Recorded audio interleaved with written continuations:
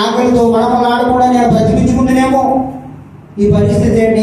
ఈ వాన ఎప్పుడు తగ్గుతుంది, ఈ యొక్క గాలి ఎప్పుడు తగ్గుతుంది, ఇదిగో దీనికన్నా భయంకరమైన ఆ యొక్క సునామీ రాబోతుందని ఎన్నో వార్తలు. కానీ దేవుని కృపను బట్టి ఎంతో మంది దాని కొరకు ప్రార్థన చేశాడు. ఆ ప్రార్థన వల్ల దేవుడు ఉత్తరమిచ్చాడు. ఇదిగో నాకు మొరపెట్టుకొని నేను ఉత్తరం ఇస్తానన్నాడు. నిజంగా మొరపెట్టే వారికి ఆయన సమీపం ఉన్నాడంట. దేవుడు ఎక్కడో ఇక్కడ అక్కడ ఇక్కడ లేడు. మనం ఎక్కడైతే మొరపెడతామో అక్కడ ఆయన సమీపం ఉన్నాడంట. మనం చాలాసార్లు వచ్చిన సమస్యను బట్టి మనం ఏం చేస్తుంటాం? అయ్యో ఏం జరుగుతుంది, ఏం దేవుడా, లేదా గవర్నర్ పాస్ గారి దగ్గరికి వెళ్తాం, లేదా సహోదరుల దగ్గరికి, వారి దగ్గరికి, వీడి దగ్గరికి వెళ్ళి మనం ఏం చేస్తామంటే మన దుఃఖాన్ని, మన బాధని చెప్పుకుంటాం తప్ప ఇదిగో మొదపెడితే సమీపకున్నాడు ఆ దేవునికి చెప్పుకోవాలని చాలా మందికి ఆలోచన. ఈరోజు ఆలోచన చెడిపోవడానికి, ఆలోచన బలహీనం పడడానికి కారణం ఏంటంటే మనుషుడు దేవుడి మీద పరిపూర్ణంగా అనుకోవట్లేదు. రెండవది ఆయన ఉత్తముడని తెలుసుకోవట్లేదు. ఆయన కొరకు ఒక సాక్షిగా నేను బతకాలి, ఆయన సాక్షిగా నిలబడాలని చాలా మందికి ఈ యొక్క ఆలోచన లేదు.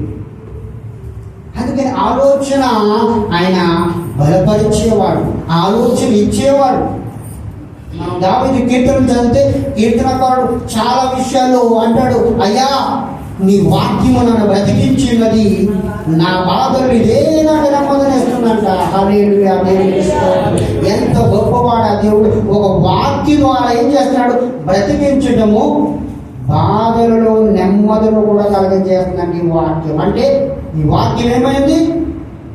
ఒక ఔషధం లాంటిది.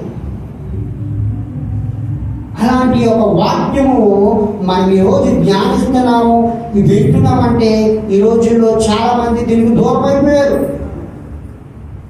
మనం చెప్పడం ఈ ఒంటి ప్రాంతంలో అనేక మంది ఉన్నారు. ఈ యొక్క హవేలి ప్రాంతంలో కూడా మన తెలుగు ఎంతో మంది ఉన్నారు. కాబట్టి అంతమందిలోంచి మనల్ని దేవుడు ప్రత్యేకపరిచాడు. దేవుడు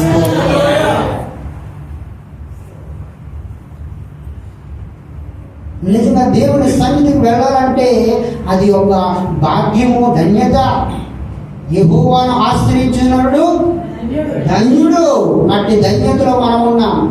అందుకని యెషయా గ్రంథం చెప్తున్న మాట మనం సరిగా ధ్యానించుతుండగా ఇక్కడ యెషయా ద్వారా ఏం పలుకుతున్నాడు? నా తరువాత ఏ దేవుడు లేడు, నేను తప్ప యెహోవాను, నేనే యెహోవాను, నేను తప్ప వేరొక రక్షకుడు లేడు.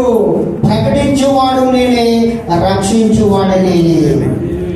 మనము కేవలము నిమిత్త మాత్రులమే. ఈరోజు ప్రకటన జరిగిందంటే ఆయనే ప్రకటిస్తున్నాడు. ఈరోజు రక్షణ పొందుకుంటున్నారంటే, రక్షింపబడుతున్నారంటే ఆయనే రక్షిస్తున్నాడు. మనము కేవలము నిమిత్త మాత్రమే. జకర్యా గ్రంథము 4వ అధ్యాయం 6వ వచనం, బలము చేత కాదు, శక్తి చేత కాదు, ఆత్మ మూలంగా సమస్త కార్యాలు జరుగుతున్నాడు. ఎందుకంటే దేవుడు ఆత్మయ్యున్నాడు, ఆత్మస్వరూపి, ప్రేమాస్వరూపి. అంత గొప్ప దేవుణ్ణి మనము కలిగి ఉన్నాం. ఈ రోజులో 800 కోట్ల జనంలో మనము సత్యాన్ని ఎరిగిన వారు, సత్యాన్ని వెంబడిస్తున్న వారు, సత్యాన్ని పూజిస్తున్న వారు, సత్యాన్ని తెలుసుకుని ఒక ధన్యతలో ఉన్నవారు మరి మనమందరం గుర్తుపెట్టుకోవాలి. మరి మన ఇంటికడైతే ఒక ఆదివారం దేమో మనకు ఆరాధన జరుగుతుంది. ఇక్కడ చాలా సంఘాలు ఉన్నాయి, చాలా ప్రాంతాలు ఉన్నాయి. మనుషులకు సమయం దొరకదండి. శుక్రవారం అని, శనివారం అని, ఆదివారం అని, సోమవారం, ఇలాగ వారానికి 7 రోజులు కూడా ఎక్కడో దిక్కున దేవుని యొక్క మాటలు వినబడతాయి, దేవుని యొక్క సంఘము కట్టబడుతుంది. అందుకని దేవుడు మన నుంచి కోరుకునేది ఇదిగో నీ యొక్క నడవడిక. చూడు, మళ్ళీ చదవమా మీకా గ్రంథము ఆ మాట చెప్పు, నేను ముగించేస్తాను.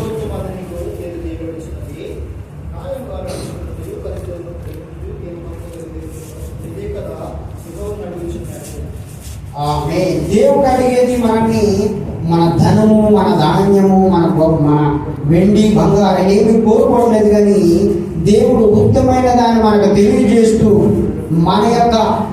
మనము న్యాయముగా నడుచుకున్నట్టు, కనికరమును ప్రేమించడియు, దీన మనస్సు కలిగి దేవుని ఎదుట ప్రవర్తించుడు, ఇదే కదా యెహోవా కోరుకున్నాడు.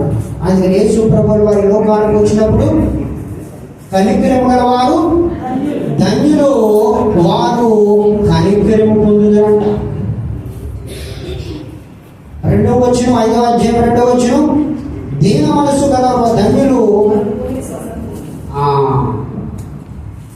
ఇక్కడ మనము ఇప్పుడు పొందుకోవాల్సింది ఏమిటి? 1 దీన మనస్సు, 2 న్యాయముగా నడుచుకుని కనికరమును ప్రేమించే. ఇక్కడ 3 వచనాలు, ఈ ఒక వచనంలో 3 యొక్క సారాలు, 3 యొక్క మర్మాలు చేపడాలి. మనలో ఈ లక్షణాలు, ఈ గుణాలు కావాలని దేవుడు మన ఇష్టపడుతున్నాడు. మనము దేవుని పట్ల, దేవునికి ఉనికి కలిగి ఉన్న మనము దేవునికి ఏది ఇష్టమో ఈ గ్రంథమందు రాయబడి ఉన్నది.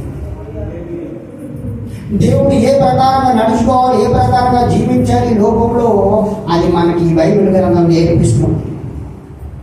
అందుకని మనమందరం కలిసి ఏం చేద్దాము? దేవుడా, న్యాయముగా నడుచుకుంటాము నాకు నేర్పు. దేవుడా, కనికరమును ప్రేమించడం నాకు నేర్పు. దీన మనస్సు కలిగి దేవుని ఎదుట ప్రవర్తించుట నాకు నేర్పని మన అనుదిన వ్యక్తిగత ప్రార్థనలు దేవుడు కోరుకోవాలి. మనమందరం కలిసి ఒక్కొక్క మనిషి ఒక్క ఆత్మ రక్షిస్తే అదే నీకు మేలు, నాకు మేలు. ఒక ఆత్మ రక్షిస్తేనంట ఆ పరలోకంలో దేవుని దూతలలో ఆయన సంతోషిస్తాడంట.